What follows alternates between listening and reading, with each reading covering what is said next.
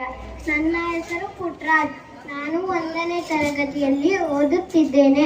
ನನ್ನ ಶಾಲೆಯ ಹೆಸರು PM ಶ್ರೀ ಕೇಂದ್ರೀಯ ವಿದ್ಯಾಲಯ ದಾವಣಗೆರೆ. ಎಲ್ಲರಿಗೂ ಕರ್ನಾಟಕ ರಾಜ್ಯೋತ್ಸವದ ಶುಭಾಶಯಗಳು. ಹರಿದು ಹಂಚಿ ಹೋಗಿದ್ದ ಕರ್ನಾಟಕವನ್ನು ಒಂದುಗೂಡಿಸಿದ ದಿನವಿದು. ಈ ದಿನವನ್ನು ಖುಷಿಯಾಗಿ ಆಚರಿಸೋಣ. ನವೆಂಬರ್ 1ರಂದು ಕರ್ನಾಟಕ ರಾಜ್ಯೋತ್ಸವ ಆಚರಿಸಲಾಗುತ್ತದೆ.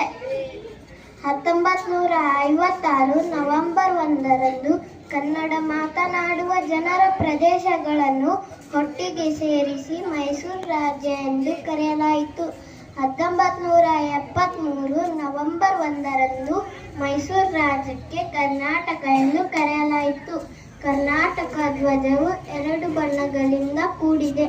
ಮೇಲಿನ ಭಾಗವು ಹಳದಿ, ಕೆಳಗಿನ ಭಾಗವು ಕೆಂಪು. ಹಳದಿ ಬಣ್ಣ ಅರಿಶಿನ ಸಂಕೇತ ಆಗಿದೆ.